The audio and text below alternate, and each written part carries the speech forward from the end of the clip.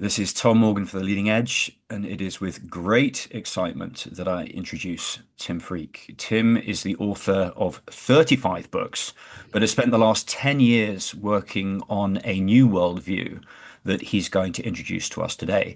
The quick origin story of why this interview is happening is that our mutual friend Alexander Biner suggested I come and join a call with Tim, and I only had 30 minutes, but I thought I'd pop in and just see what it was all about.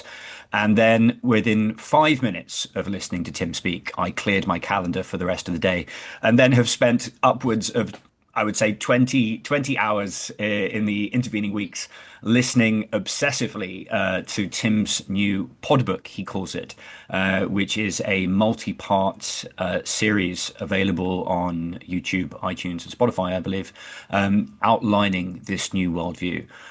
So, Tim, let's get straight into it. Tell me about this new worldview and what you've been up to for the last 10 years. Well, thank you for that lovely introduction. So, uh, the foundational idea, Tom, I would say, is an answer to the question I've asked all my life, which is, what is this that we're experiencing? Here it is again. It's always here. What is it?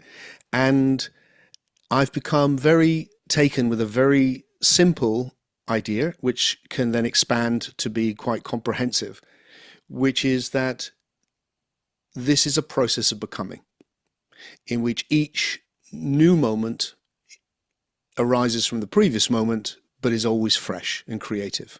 The past repeats in a new way. So that's what I've always experienced. Never been a time when I haven't experienced that. So the hypothesis that I'm following is, oh, well, what if that's what reality is?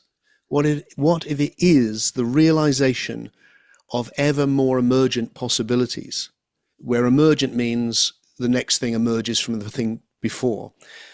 And that's got us from primitive beginnings of the universe to us discussing the nature of the universe. And what really intrigues me is that I think it can become a way that we can put into one single narrative both physics and biology and the cosmology that science has given us, and a different way of understanding the importance and significance of spiritual experiences. So that the hypothesis is, what if everything that has any form whatsoever, whether it's the earth, your dream last night, the number 7, anything at all, everything is part of this one process of forming. That's the underlying idea. And then if there's a significance and reality to what we're experiencing in spiritual states, that has evolved also. And that's something I want to come back to in a moment. You made this very elegant analogy between contemporary technology and how reality actually works, relating to AI. And I thought that was really helpful in terms of grounding what you're saying. Yes. So what I'm suggesting is that what we've learned is that, well, one of the things that physics is on the leading edge of physics is that the category we need to understand the ontological basement, as the physicist Paul Davies calls it beautifully. If we want to understand the basement of reality, we need to think of it in terms of information, not things, but information. And I think we can discuss later what that means, because I think that's important too. But information is obviously what we use in AI. So I think we can understand this process of evolution, of evolutionary emergence, like a learning AI system. Now, it isn't a learning AI system. I don't for 1 minute think the universe is a computer. I think people who suggest that are way off myself. But I think it's the other way around. I think we found computing and AI because it's mimicking, in some limited way, the way the universe actually is. And the way the universe actually is that information is accumulating and forming what could be described as algorithms, which govern how everything's functioning. So here's another big idea for me in terms of this fundamental nature of things, which is that the past hasn't passed. It's accumulated. There's more of it, and that's more information. So just like we now understand the universe since the Big Bang and Einstein, the universe isn't something which is in space. The universe is expanding space. That's what it is. And in the same way, I think we can go, look, the universe isn't in time. Einstein again made that clear. It's actually expanding time. And all of the things which have formed are now informing what is forming. So the past is informing this. So I have this particular accent because of my history. I move in this sort of way because of my biological genetics. I can think these thoughts because I've got these ideas and not some different idea. And that goes right back into the nature of everything. Every single thing is doing that. So we can see this, that we get away from the idea of intelligent design. There must be some intelligence making it happen. And we go, no, this is the evolution of intelligence. That's what's happening. Well, that idea that basically there's this kind of universal hard drive and we're remixing subtly at the edge every single time. There's one of the many, many things I love about your worldview is it situates the individual in relationship with reality, like right at the middle. And one of the things that immediately endeared me to you was that you basically said you now disagree with what was in your previous 35 books. And I'd be really interested for you to dig into that a little bit.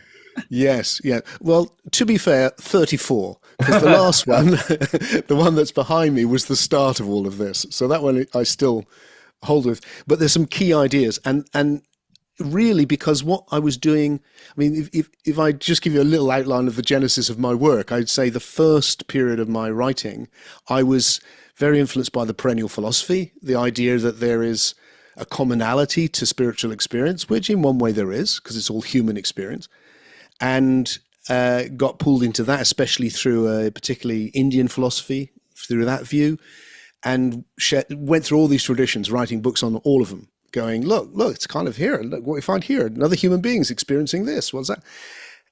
And that led me then to a point where I felt like, look, I need to do my best to articulate this perennial philosophy, but for the 21st century.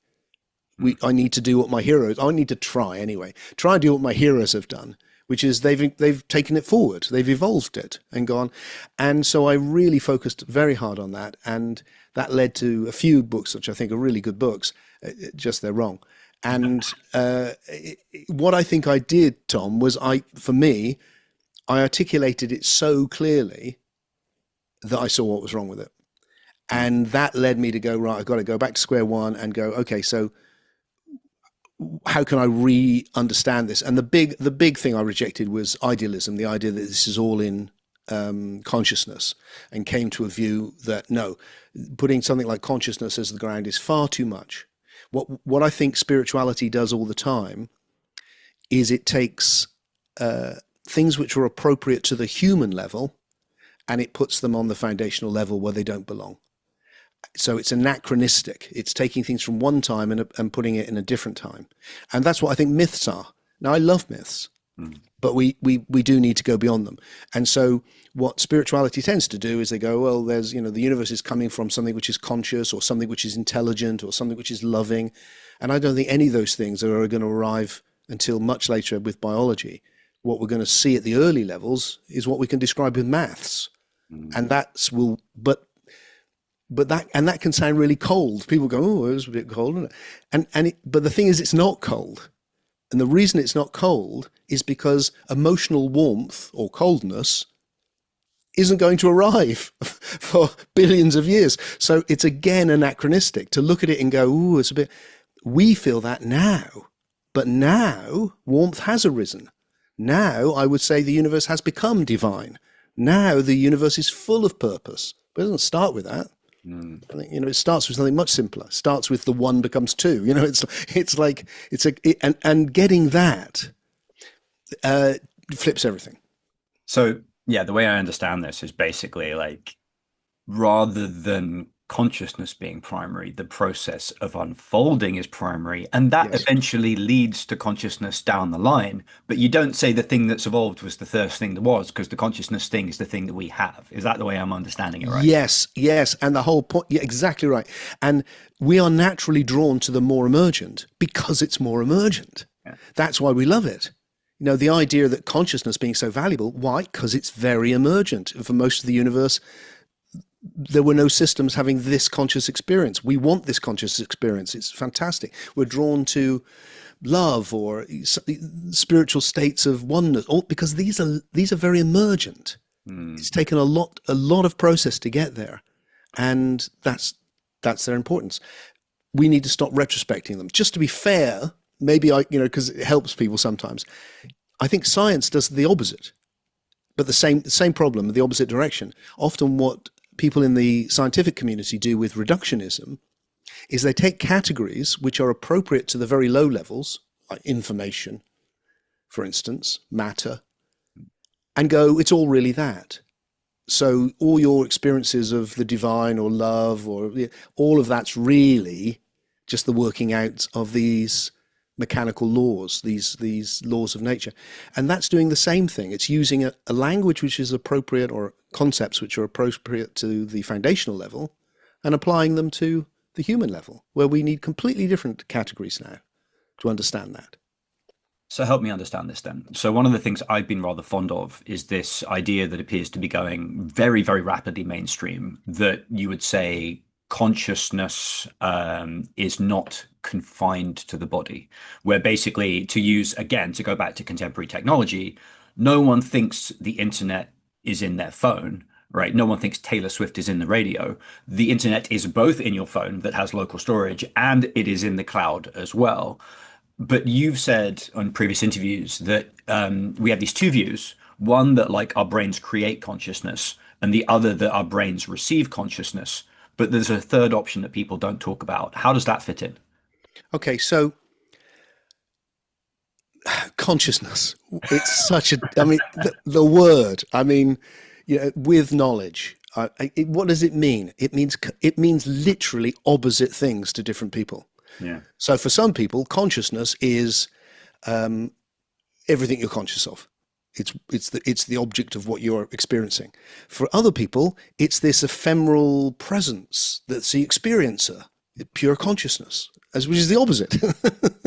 And then for some other people, it's the psyche, this other experience we're having right now, which is not of the senses. So let's just leave that word consciousness for a bit, put it on one side. I think it's so unhelpful.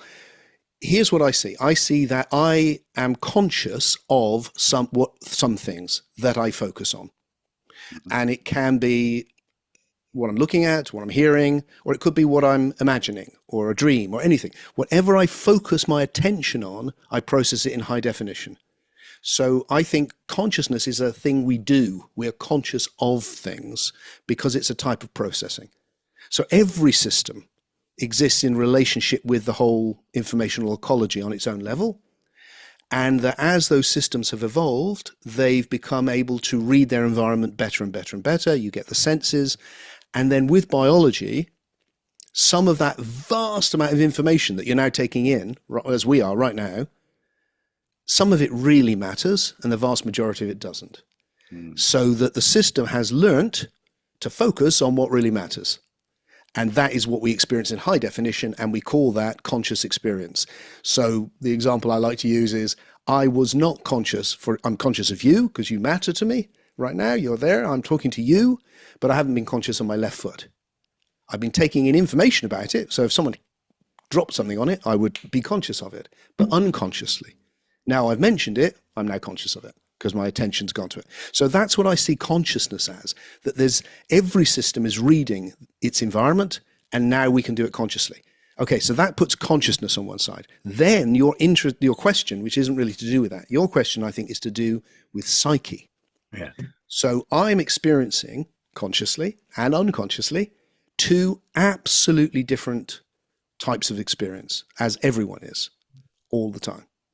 I'm experiencing the sensory world with my biological senses, and I'm experiencing an imaginal domain, which is made of images of sensory experiences, in which I can remember things I experienced in the past.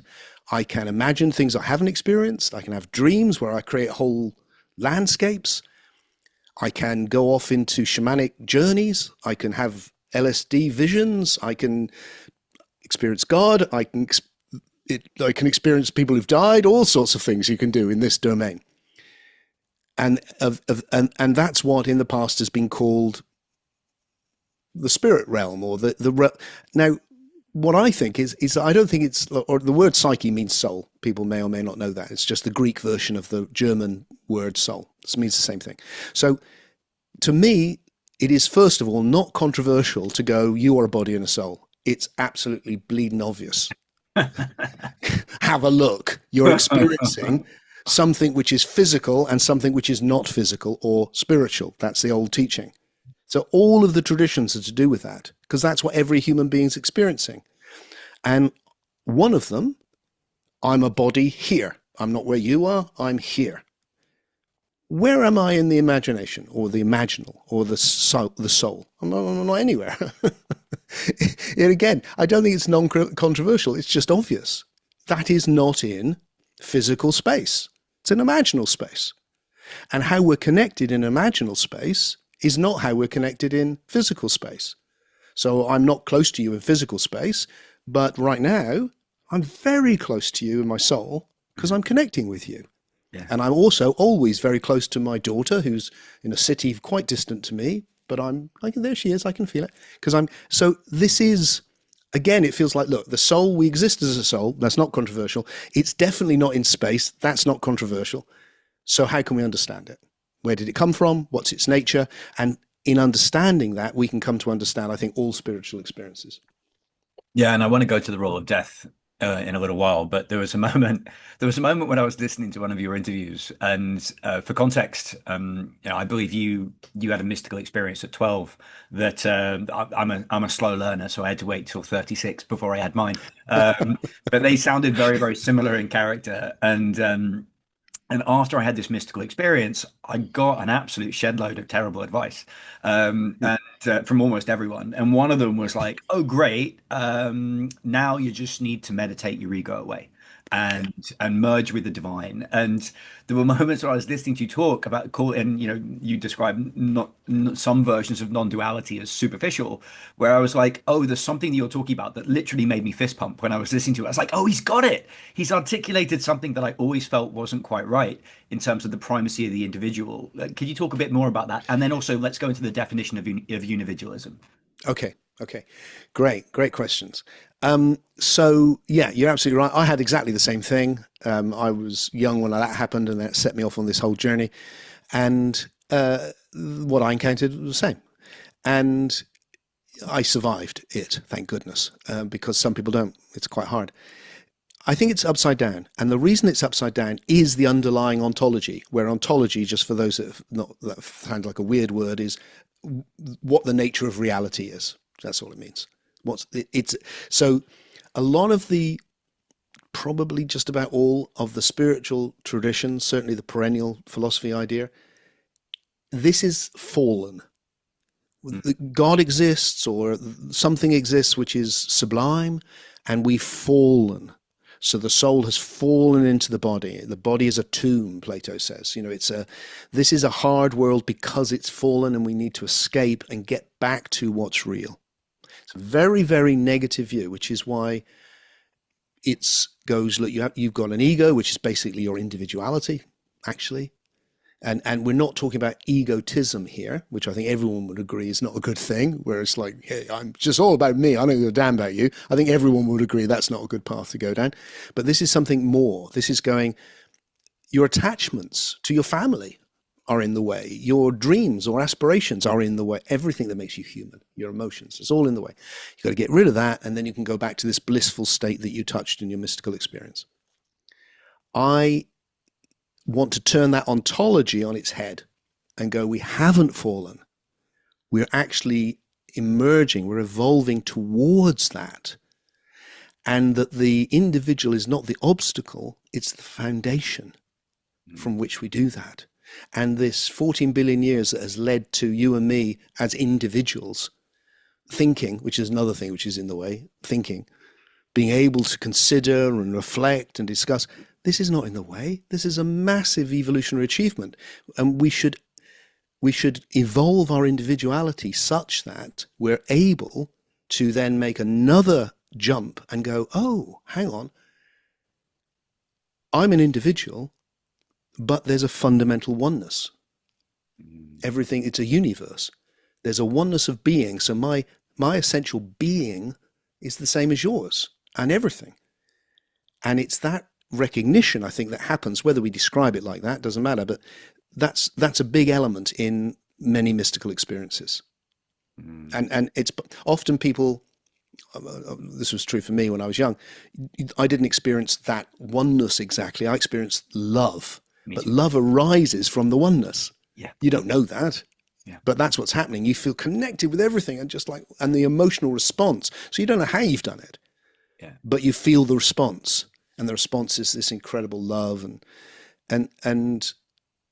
but what's happening, I think, is you're sensing the oneness. So to come to your second question, I'm wanting to suggest that the next jump in our evolution, and we can get into this, but make no mistake about it, human beings have evolved. We are not the same.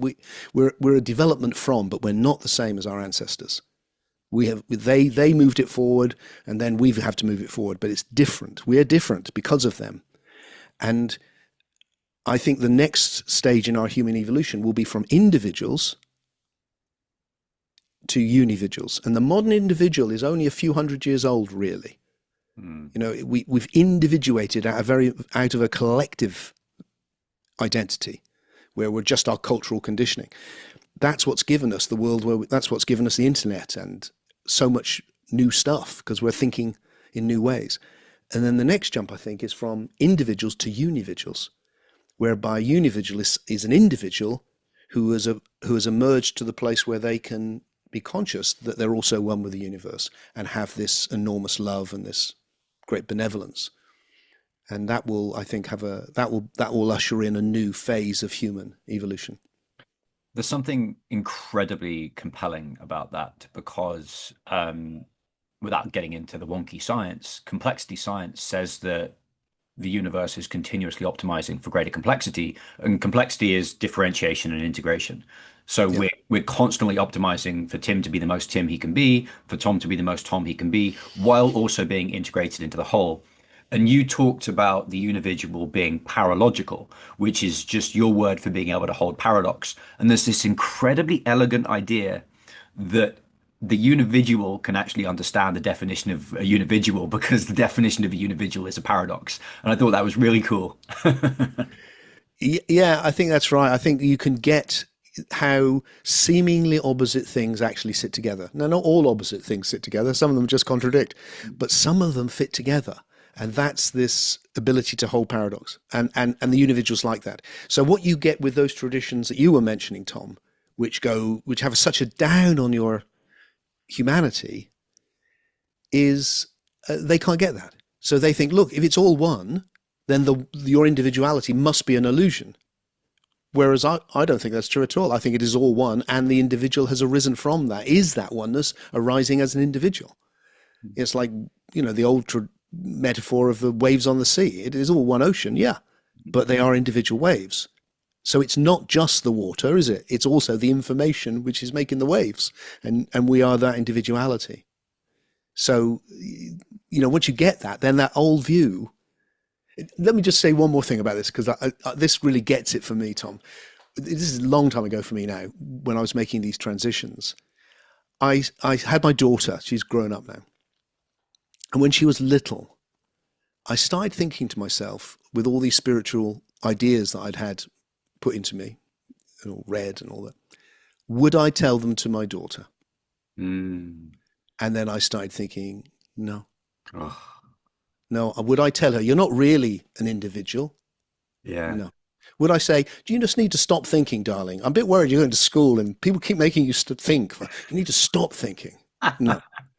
Would I say to her, just be in the moment? No. I'd say, think about tomorrow. And honor. Would I say have no attachments? Oh, daddy, I love you. Well, don't have any attachments. No. So if I wouldn't say them to her, why would I say them to myself? That's so powerful. Well, I really like the observation that you had that like the Taoists 3,000 years ago were like, guys, the Taoists 2,000 years ago from us were they were the only people that really understood what was going on. Yeah, yeah, And we have yeah, these constant appeals backwards. yeah, Like that's completely at odds with your viewpoint, where whatever's emerging now is at the leading edge.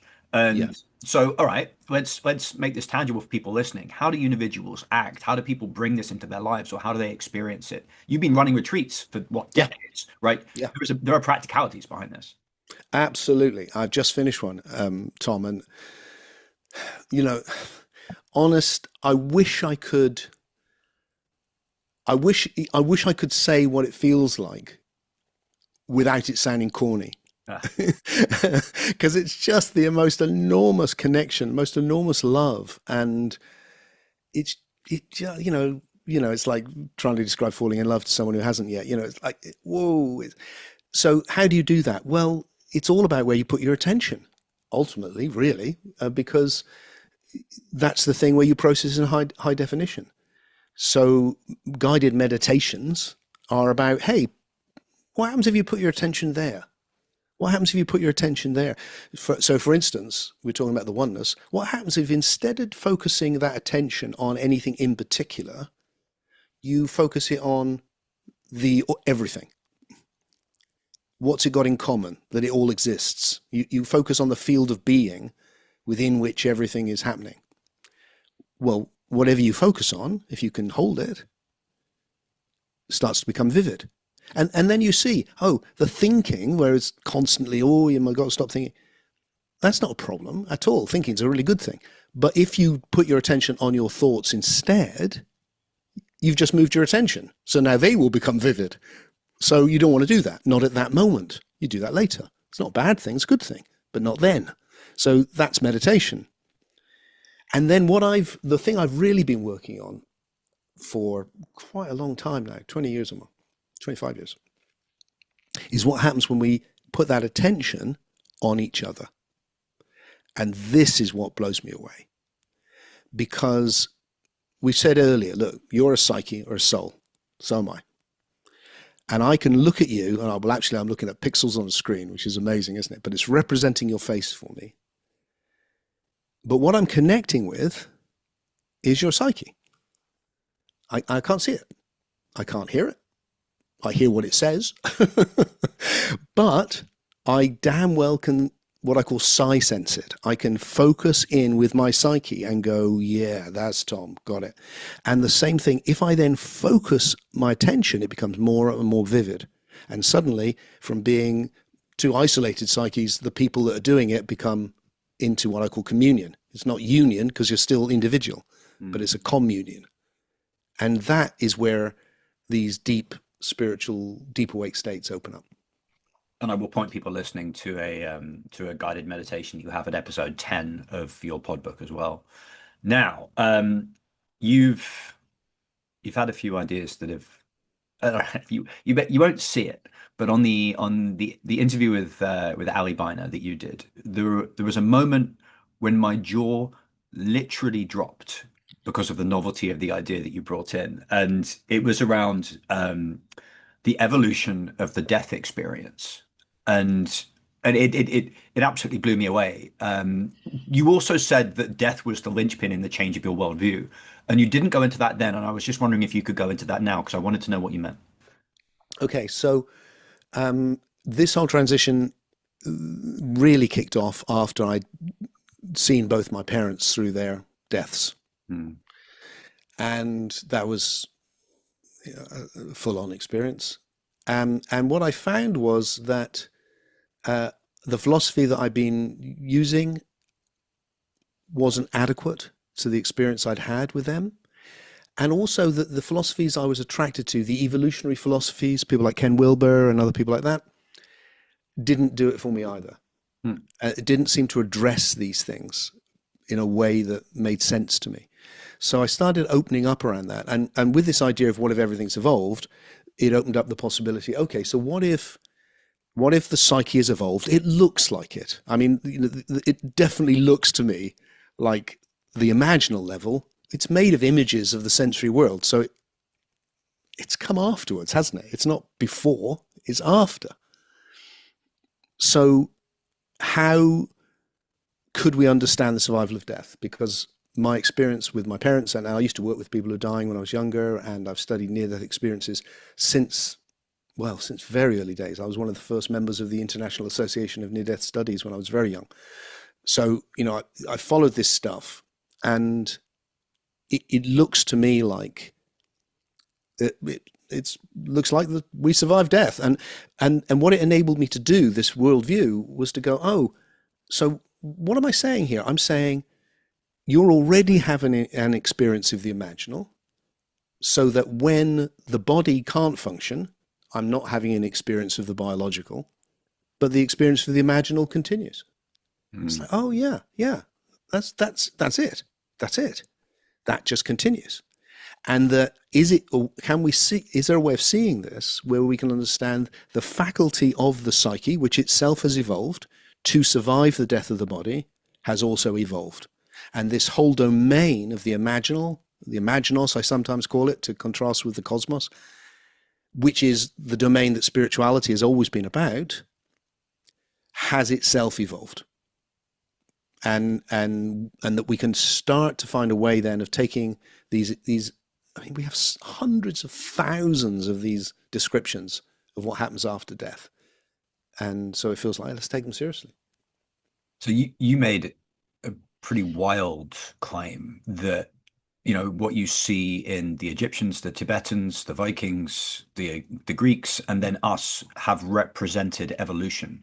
A lot of people would just say, nah, that's culturally constrained and determined by where you live and when you were born. It's not moving in a direction. Can you address that Yes. and explain the argument?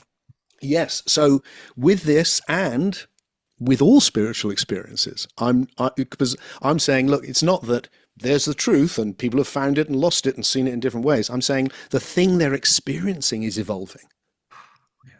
Because we're evolving. The whole thing is evolving. And that if the soul has evolved to survive the death of the body, we should expect the experience it has to have evolved. And I'd written a book on people's visions of heaven years ago, way before I thought any of this. And I started thinking about that again. I thought, hey, it's almost like you're watching it evolve. So the most obvious example to start with is,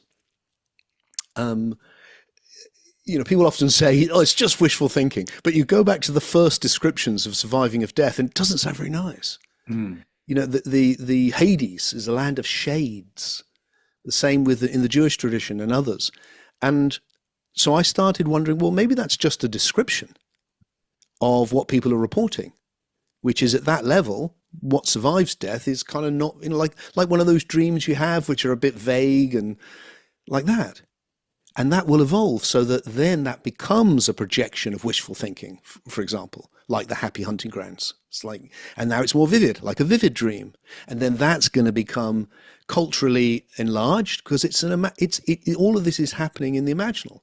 So it will become, if you are a Buddhist, you'll experience a land full of Buddhas, or if you're a Christian with saints. And it's not because that's just unreal, it's real. But it's real on the level of the imaginal. And you are experiencing this, and that souls are forming collectives and creating what I think of as soulscapes, they're like collective dreams, but establishing a geography, as it were, of the imaginal. And I think that's what the Tibetans started to notice, and then go, look, there's these bardos which you can move between, and they're imaginal. I mean, the Tibetans have really got this sense of the imaginal. And they're getting that, and then onwards, and then till today, it's multicultural. Anything can happen, from flying horses to beautiful gardens. But what's in them is also something which is suggesting this isn't just a personal fantasy, like meeting people that you've known before, who will tell you things that you didn't know. So when people are resuscitated, they go, "Did you have a kid?" And you never told me. It's like, yeah, I did. Oh, all of that stuff happens far more than people realize. Yeah, because one of the things that made me think you might be right was the idea that contemporary life reviews, which are, really consistently reported, including by the Marvel star Jeremy Renner recently when he got run over by a 7-ton snowplow, they talk about they talk about you see your life from your perspective, but you also see how it impacted everyone you're connected to, which, based on your thesis, is a unividual post-death experience because you're like, oh, I'm individuated. This is what I did, but I'm also differentiated and integrated because I'm seeing how it happens to everyone else. And that for me, I was like, oh, if the death experience is evolving, that's what it should look like. Beautiful. Yes, Tom, absolutely. And then the other thing which I think very much resonates with this philosophy is what I said earlier about the past. So everything is made of the past. That's what it is. It's a process. So I'm meeting Tom. Well, who's Tom? Well, Tom is everything that Tom has ever experienced. So what is that? Well, it's Tom in relationship with everyone and the world. That's what Tom is. And you're meeting Tim, which is the whole of Tim's history, and then back, of course, as well into the whole deeper currents of evolution. So what happens in the life review? Well, you get to see who you are. That's who you are. There it is. That's you. You in relationship with everything, and you get to see that. Yeah. And yeah, and you get to evaluate it. Well, I mean, it's been a transformational moment in my life over the last month or so because like you spend a lot of time thinking you've gone nuts after these mystical experiences, and mine was even 8 years ago. But just recently, I don't know if you saw Dan Brown of the Da Vinci Code fame. He's just released a book called Secret of Secrets, and he spent 8 years with the literature. Ian Stevenson, Bruce Grayson, all of the hundreds of thousands of near-death experiences. And even though it's like a fiction book, the science and the anecdotes he's got in there are really good. Like I'm superficially conversant with the literature, and he went in there and he's like, I've now written this book that's #1 New York Times bestseller, and his one line takeaway was, I no longer fear death. Wow. Wow. Beautiful. It seems like it's in the zeitgeist for really the first time, certainly in my modern lifetime. And funny for me, this is a bit of an aside, Tom, but Yeah. it's funny for me because my one bona fide international bestseller, which really was #6 on Amazon in the Oh, old days when there was only one child, wow. and was called The Jesus Mysteries, and it was followed up by a book called Jesus and the Lost Goddess. And Dan Brown mentioned Jesus and the Lost Goddess as one of the books that he'd used for research for the Da Vinci Code. So I spent that year or more doing endless, endless interviews about the Da Vinci Code, which climaxed with the one that I went, I can't do this anymore. It was when I was introduced on American radios. And now we've got Tim Freke, the guy who wrote the real Da Vinci Code. It was like, and the irony was I was saying something completely different to Dan Brown. So it was kind of funny. So the idea that he's now come out with this is like, right, okay. This pattern's repeating. That's nice. Well, But it's great. It's great. It's great. It's great. It is coming into the mainstream. We're ready. Look, people are hungry for meaning. yeah. It's like it's not good. There's this kind of creeping sense of, look, if you're a really hard-nosed thinker, if you're not going to go into the old mythic ideas and religion, then you've got to. We're a clever monkeys clinging to a bit of rock in the middle of nowhere here long enough to go, what the hell's this? And then gone. Nothing. No debriefing, no explanation. It's such a bleak vision. And I think it's completely wrong. And people are hungry for something more. Well, to move on to a lighter topic, such as the definition of God, you you say that it's not a prime mover, it's not something standing out the system, kind of meting out instructions. It's the process itself. And you made again a similar analogy with shamanism starting with kind of animal totems and moving to where we are now. Can you just like talk about how that happened and why you think it happened? Yeah.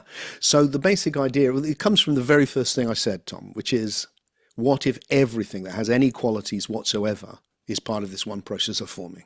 Yeah. So then you had this spiritual experience. I had one at 13. I've been having them on and off all the time. But and it was of this, vast loving intelligence.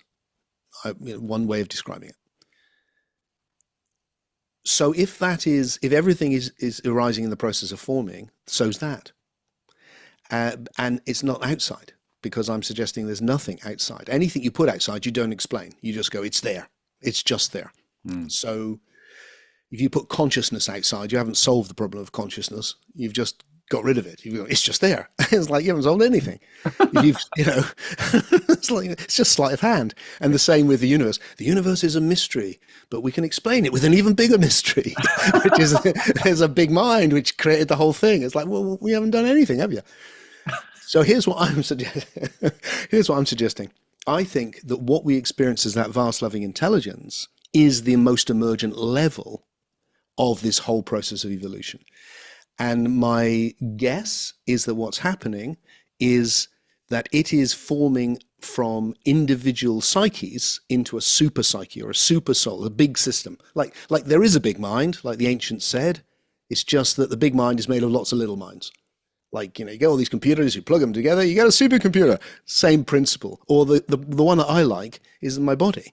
Mm. It's like my body is made of all these individual cells, but they've all come together to create a super system, which is a multicellular organism. Well, maybe that same pattern is repeating itself.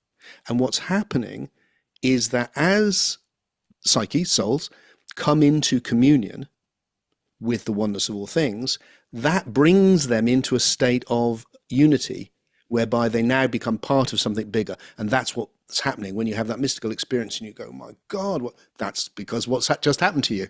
Now, you may fall away from it again, come back to it again, but it's happened.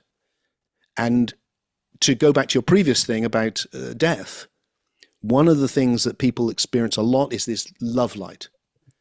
And I think that's the system. That's the super system. And people get drawn to it and they feel its presence. But that itself looks like it evolved. It's absolutely central to people today. It's there in the Tibetan Book of the Dead, 8th century, but it's not there in the Egyptian Book of the Dead, which is much, much earlier. And you don't get in the ancient world this idea that there's a loving God. It's just not there. The gods are mean and they're quite different. There's not different thing. And then suddenly you get this, oh, there's a loving God. And I think that's because it's actually emerged. It's evolved. It's there now. And we can connect with it and we contribute to it. Yeah, because you had this idea of like the shamans kind of had animal gods, and then you had the ancient Egyptians that have like animal human hybrids, and then you have the ancient Greeks and Romans that have humans, but they're kind of like disparate angry emotions.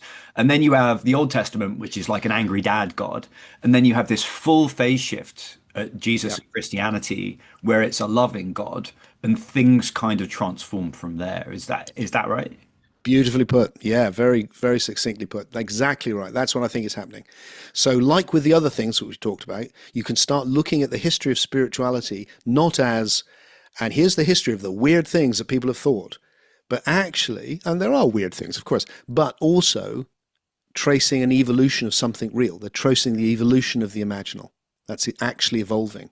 Yeah. And the thing I love, I've just got to drop this in because it's one of my favorite thoughts in all of this, taken from the analogy of the body, and that the super soul can be a super system in the same way that the body is a super system, but on the next level up.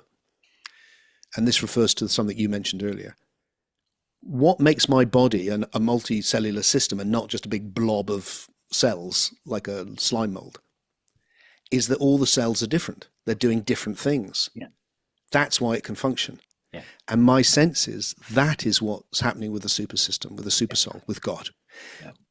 It's because we're individual. So it's not like find God and dissolve like a drop of water into the great ocean, because let's face it, your life was meaningless. And all those struggles, nothing. Just dissolve them. Forget it. You don't exist anymore. The opposite of that. Going, no. Your individuality as Tom is what you get to contribute to this. That's why it can function, because you're Tom and not Tim. And that's what we bring to this greater thing. And that's why your life is, that's why it matters. Your life really matters.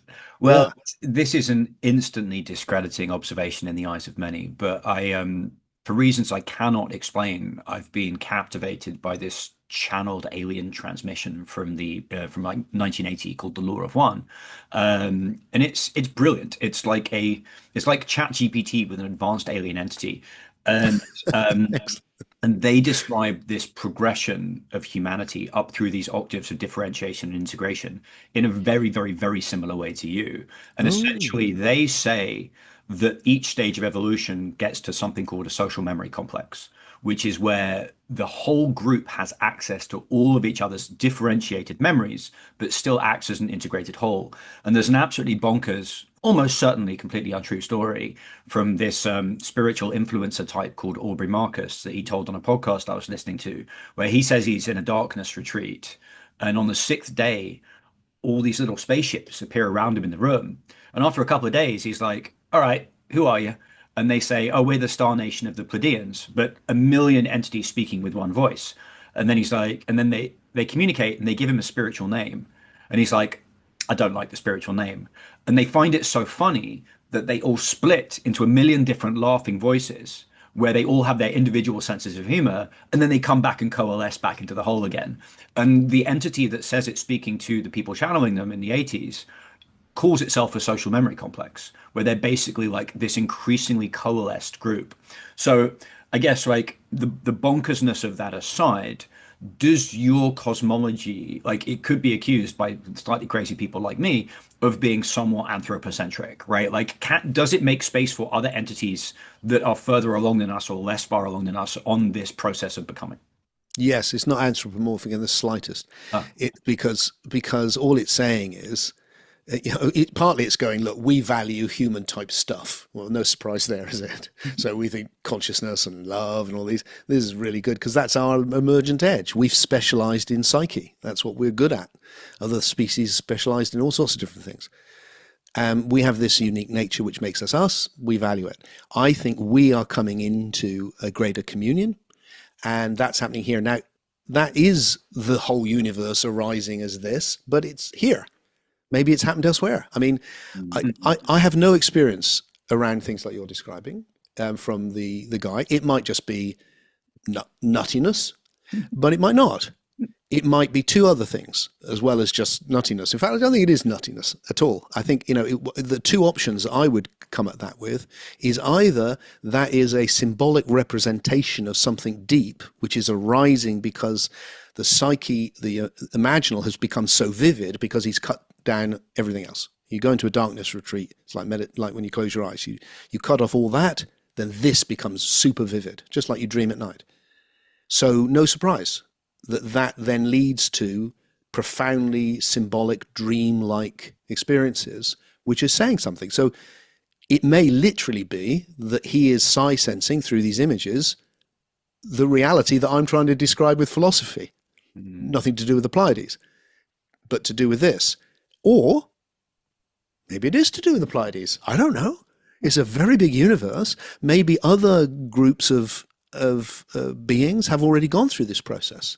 It's a huge universe, yeah. and if they were going to communicate with us, well, the place they're most likely to do it is in the imaginal because that's not in space. It'd be very hard to communicate in space, but to communicate in the imaginal, that might be perfectly possible. So maybe that's what's happening with that. Maybe that's what's happening with DMT visions, with Terence McKenna and all of those folks. And who knows? I mean, that's where I start and end with. Who knows? What I'm looking for is an open-ended philosophy, which can be inquiring and go, yeah, that's why not? That's possible. I wonder what that is, Mm. and we'll see. To step back from the crazy fringe that I occupy for a second, I spent there's something that comes out of your work that's actually incredibly consistent with wisdom research and cognitive science, and something a deeply wise dude called John Vervaeke talks about, which is relevance realization. That essentially, the more wise and evolved you get, the better you get at determining relevance, which in your framing means that you're paying attention to the right thing. And if you're paying to the right thing, it's like the strong individual learning to sense the universe in a really cool way. And I spent a year researching essentially Ian McGilchrist's hemisphere theory and how to implement it last year. And the one word that dropped out of this entire series that I wasn't expecting to happen was essentially subtle. That we're getting, our sensing is getting increasingly subtle. And it seems to me that that meshes with your idea that our spiritual, the edge of what we can experience right now is what we would call spiritual experience. And it isn't necessarily a different category. Does that mesh somehow? Yeah, I think so. I mean, you've mentioned two people I have love and have a deep respect for. I had a series called What Is Life, and I had conversations with both Ian and John in that series. And lovely, just very smart, but also very deep, loving people, beautiful. So these are the Unividuals. They're the ones. And so what I'm suggesting that may be coherent with it, I suspect all these things will fit in some way eventually, is that the psyche is a type of sense. So what I said earlier that that we're sensing the world, we're reading light and pressure and sound, vibrations in the air. And then we have the ability to focus in on what really matters. And that arose way before human beings, but we inherited it and we've got that ability. Also, way before human beings, I suggest, another sense started to evolve, just like all the other senses. And that sense was the system, which is the whole system, as you described it, the hard disk of the universe. It's the whole system is now also able to read its own passivity, its own processing. And that processing, which has been going on unconsciously the whole time, it can now focus on with that ability to make things conscious, focus in high definition. And so every system has been repeating the past, but now it can experience memory. And how is it going to experience that? It's actually sensing the past. And what it's producing is images, audio or visual images of the sensory world. But now that's what's going to populate this imaginal world. That's where it's going to come from. So that leads to memory, conscious memory now, and then conscious reflection and imagination and projection of the future and all the rest of it. But that sense, that psi sensing, is going to create all imaginal experience, because there's a mystery that took me a long time to even ask question, which was, how do I have spiritual experiences? I'm experiencing the oneness of all things. How? I can't see it. I can't touch it. How? Or I'm experiencing God. How? Or I'm feeling connected to Tom's soul. How? And what I think the answer to all of those hows is this ability to read information, which is what we're doing with the eyes and the ears and all that, but to read it in a far more emergent way. And I think it's a simple thing which can explain all of those phenomena, from memory right to experiencing God. And it's what's going, and it's that faculty to sense with the psyche, which gives rise to psychic experiences, but also everyday experiences, all of it, and spiritual experiences. And that is evolving. And all the esoteric traditions, the practices, have been about getting better at that. They've all been ways to help you do that. So that unlike my eyes, which in my lifetime, my eyes are not going to evolve to get better. In fact, they're evolving to get worse. But my psi sensing is much better. It's evolving, because it's the most emergent sense. It's able to, the more I practice, the better it gets. And I can learn to put it in places I've never put it before. And I would say, actually, what I do as a philosopher is psi sense. I psi sense the universe. And then I go, whoa, okay, how can I describe what I'm experiencing when I psi sense the nature of the universe or the nature of the imaginos? And that this is the subtle sense. And that right on the leading edge is where it's very subtle, because it's new. It's not established yet. And then there's some people that are really good at it. I mean, I love the fact, it blows me away, that there's people, I think there's 60 people at the moment, who can remember everything that ever happened to them. Everything. Yeah. What they had for breakfast 25 years ago on a Thursday. They can tell you every detail. Hypothymesia, where everything's remembered. And to me, I think they're just very good at psi sensing the past in a way that I'm not. But I'm quite good at psi sensing God in a way that lots of people aren't. Other people can sense the dead in a way that I can't. Other people can project their attention out and do far seeing, or as if they're seeing when they're not seeing. That's amazing. I can't do that. And that's what we're developing, these faculties within that imaginal domain. Yeah, I haven't been able to prove it other than just a gut feeling, but it seems to me that the prevalence of those kind of psi senses, whether they're psi abilities of any variety or just the prevalence of mystical experience, seems to be increasing. And maybe it's just the Yeah. awareness of those things is increasing, but you have all these different, breach events for these things coming into public awareness. And it seems to me listening to you, it's like, well, that kind of strikes me as the point of us being here is to basically improve our size sensing. But like when people listen to this, your worldview is very, very different. And I find both electrifying and inspiring because it situates the participation of the individual right squarely in the middle. So how do you do this? How do you act in the world in a way that brings unividualism true?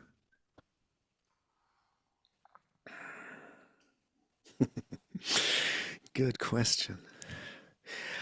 Well, there's lots of answers to that. We touched on it before about, training yourself to sight sense, all the exercises you can do, meditation, all of that. I think the big one for me really is to come into communion with that presence which is greater than me as much as I can. Mm, And there's a kind of a flow to life. It's the Tao, it's the Tao, it's the becoming. And it's becoming, it's becoming. And to become that when you're becoming one, you're not becoming one in some static way. You're becoming one with the process of becoming. And you're going, oh, yeah, I'm a stream in this one process of becoming. And then to tune into the most emergent level of that. And then what happens for me is that I'm at my best then. Then there's this real benevolence. Although I have to say, not although, as well, I have to say, one of the big shifts for me, Tom, that's happened in this last period is a real shakedown of my naivety. mm, Because I think one of the things that can happen when you experience the big love is you just think, oh, we just love and everything's going to be great. And then actually that's very naive and the reason it's naive is because you're living in an evolutionary world where you've got to live with physics, you've got to live with biology, the fact that your body's going to go wrong, and then you've got to live with other human beings who are living in the Middle Ages still, mm. or dangerous, or so it's important. The evolutionary picture, having evolutionary wisdom, is really important to being able to come into that universal benevolence that arises in it, when you start communing in the unividual communion, and then the wisdom to actually bring it into life. That's hard, but Mm. but a marvelous challenge. And it dispenses with the naivety and it goes, right, okay, how do you bring this in? And then I think that's exactly the challenge. The challenge is how do we come into that unividual, okay, yeah, it's a universal benevolence, but that guy's got to be stopped. Or, because that's the reality that we're living in an evolutionary world. And so that takes a high level of wisdom Yeah. to take this forward. So that I see two things. One is you said earlier it's increasing, and I absolutely think it is. If I just look at my own little experience, I've been teaching or whatever the hell it is I do for a few decades, and people just get it now so much quicker, Yeah. and I mean get the experience here. Mm, It's like everyone went through to the big love, everyone, and that's common now. Wasn't common, mm. but I want to add, I think the thing with that leading edge of spiritual evolution, still very naive. And that's a criticism of me because I was like that. Mm. Very naive. Hasn't got the evolutionary thing yet. Hasn't got this is what we're in. We're in an evolutionary process and love isn't enough. I need love wisdom. I need the wisdom to be able to really understand how this is working and how I can come into it. And where? Well, I feel like it's in wherever you are. It's like Mm. it doesn't have to be everywhere. You can't take on the world, but you just take on all your relationships and bring that that benevolence, that love into wherever you are. Yeah. Although it can sound a bit like a fortune cookie after my explorations, I tend to think finding the place where doing what you love in service of love, differentiation and integration seems to be where you pick up the Tao and things just start to work out. And it's a very simple worldview, but it's incredibly bloody difficult. In fact, it's the purpose of the leading edge as an organization, which is like, Hmm. cool, you've also got a mortgage. And Yeah. there's an aspect of this that I think leads back to you, which is um, it's struck me from listening to you now and to listening to so much of your work that this latest project is something you couldn't not do. That basically you're compelled to do it. The lovely expression I love from John Vervaeke is a voluntary necessity. That Mm. it's something that calls to you, and I wanted to finish by saying, like I believe these conversations are reciprocal, and I believe that there are very, very, very, very, very few people like you, which is unfortunate because I've spent 10 years looking for you, where people who are there's less than the fingers of one hand, who have a post-scientific, plausible, optimistic, participatory worldview. How can we support you? Oh, well, first of all, just by articulating it that clearly, because that just brings such joy to my heart. That's exactly right, and and I think that's a huge thing, Tom. And you've been very complimentary to me, which is that is support. That's immense support, and it is hard work every day, and it will be for the foreseeable future. But the first thing I want to say, and this is me returning the compliment, really, to hear somebody who's gone out, gone, I'm interested in this, actually listened to what I've been trying to say, and then have been able to come back and articulate it so clearly, sometimes clearer than I was, is just, oh, that's it. That's the biggest support. That is fantastic.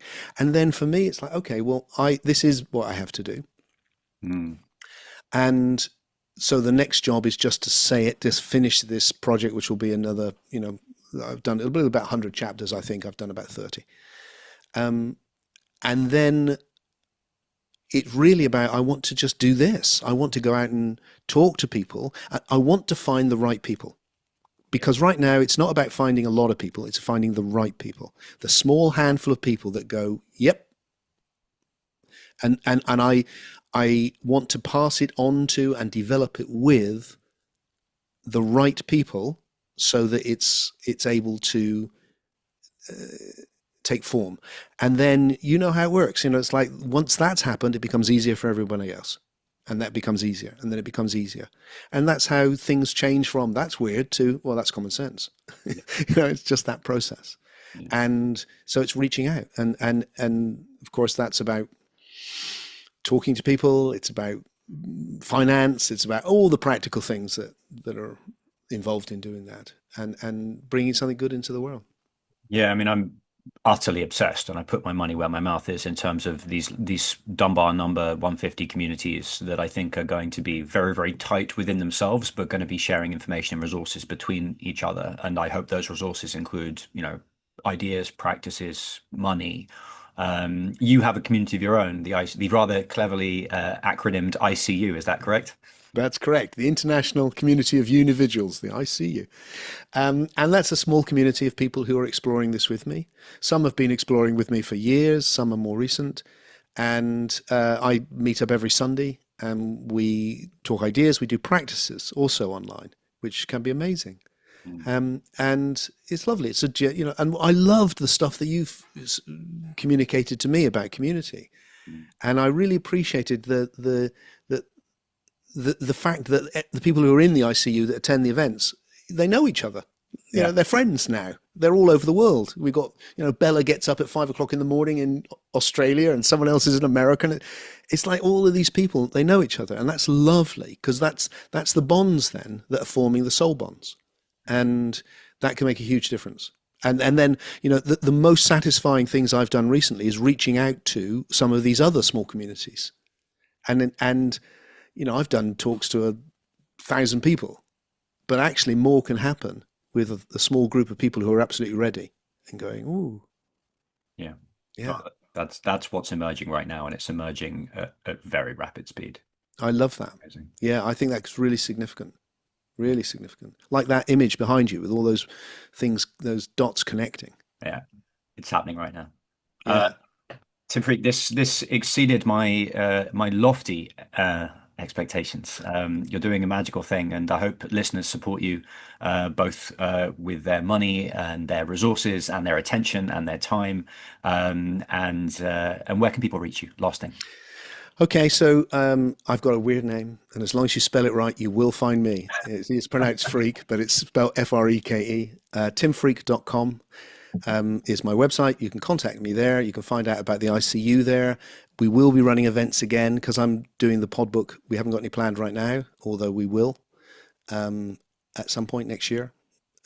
So if you want to hear about the things I do like this, because I do conversations, sign up on the newsletter and you'll get a little newsletter that comes through. You can watch for free my life's work on YouTube, Why Your Life Really Matters, the podbook. And also, like you said, is audio on Audible and Spotify and wherever you get your podcasts. You can, if you join the ICU, you get to see all of the ones that I've produced so far. Because I put them out each week, but there's a backlog that's already done, and you can get ahead of the game if you're a member of the ICU. The ICU costs you exactly what you want to contribute. There's no, yeah, it's just completely open. And I, Partly because it's about, for me, it's about actually contributing. It's like contribute. That's what you want to be, part of something. and I have contributed, and I hope people listening, if they like the ideas, do the same. Yeah, much appreciated, Tom. Tim Freke, thank you for being on the leading edge and at the leading edge. Hmm. Thank you.